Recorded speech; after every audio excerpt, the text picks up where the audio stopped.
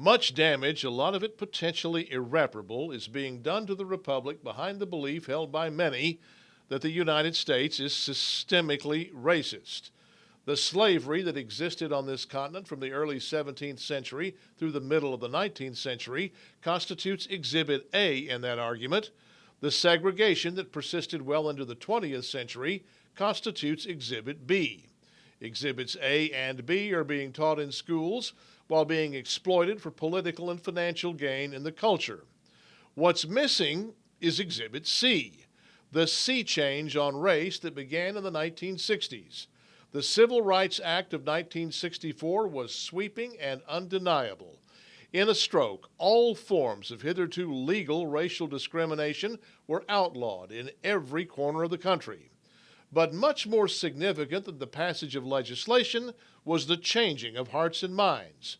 Black people were always on board with the civil rights movement. The real transformation began when white people got on board. If you're a white baby boomer, you lived through a cultural awakening. When you were born, there was zero chance that a black man could be president. When you were born, use of the N-word was commonplace and socially acceptable. It's abhorrent today.